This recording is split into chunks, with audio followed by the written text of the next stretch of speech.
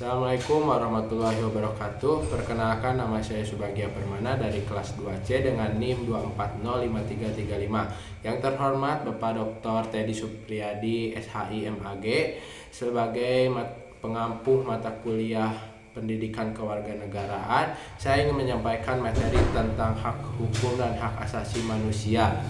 Sebelumnya, tanpa membuang-buang waktu, saksikanlah materi yang saya sampaikan melalui video ini. Ini adalah negara hukum adalah negara yang berdiri berdasarkan hukum. Dalam negara seperti ini, hukum menjadi dasar utama dalam kehidupan berbangsa dan bernegara. Contohnya adalah ciri-ciri dari bernegara hukum seperti yang di atas ini, yaitu adalah supremasi hukum, tidak ada kekerasan yang absolut. Yang kedua adalah kebersamaan di hadapan hukum atau semua warga negara diperlakukan sama. Yang ketiga, kepastian hukum.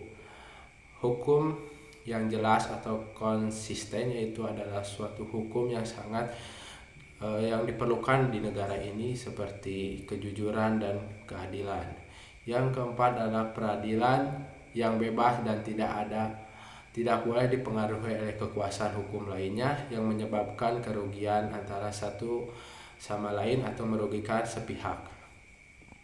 Mengenal lebih lanjut tentang HAM, yaitu HAM adalah seperti yang sudah tercantum yang pada di atas ini, adalah pengertian HAM adalah hak asasi manusia, hak-hak dasar atau yang dimiliki setiap manusia sejak lahir. Hak ini bersifat universal dan tidak dapat dicabut atau diubah oleh siapapun. Oke, karakteristik HAM adalah hak memiliki karakter sebagai berikut, yaitu satu, universal yang berada di atas, yaitu berlaku untuk semua orang, tidak terkecuali oleh siapapun dan tidak dapat diubah oleh siapapun, yaitu tidak dapat dicabut dan tidak bisa dihilangkan bahkan oleh negara ataupun orang yang berkepentingan di dalam hidupnya. Yang ketiga adalah terintegritas atau satu hak berhubungan dan bergantung dengan hak lainnya dan tidak dapat diubah sama sekali. Selanjutnya, slide yang selanjutnya itu adalah jenis-jenis HAM. Jenis-jenis HAM memiliki 6, yaitu satu, hak asasi pribadi atau personal right, 2, hak asasi politik, 3, hak asasi hukum, 4, hak asasi ekonomi, 5, hak sosial budaya, dan 6, hak solidaritas.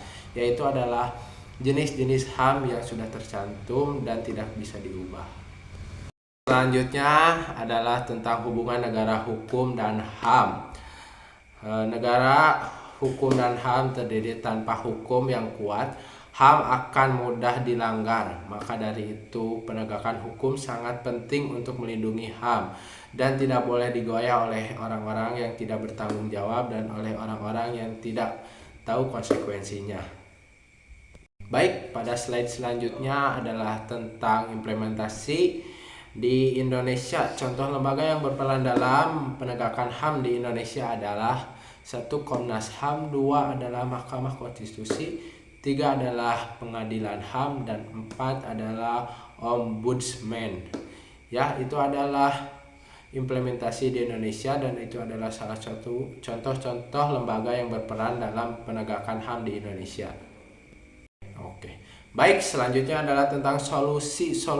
Ada solusi yang dapat dilakukan adalah yaitu 1 adalah penguatan supremasi hukum, 2 adalah pendidikan HAM untuk masyarakat, 3 adalah pengawasan terhadap aparatur negara yang sudah melenceng atau sudah melanggar hak-hak asasi manusia dan merenggut kekuatan atau merenggut hak asasi manusia itu. Baik, selanjutnya adalah ringkasan atau kesimpulan dari semua materi yang sudah saya sampaikan di atas, yaitu adalah dalam negara hukum, keadilan dan perlindungan HAM harus dijamin oleh negara maupun siapapun. Penegakan HAM harus dilakukan melalui hukum yang adil dan tentu saja partisipasi masyarakat sangat penting untuk memastikan hukum ditegakkan dan selalu dipatuhi oleh siapapun dan tidak ada yang saling dirugikan dan tidak ada saling menguntungkan terhadap orang lain yang tidak bertanggung jawab. Oke, baik, sekian, terima kasih. Wassalamualaikum warahmatullahi wabarakatuh.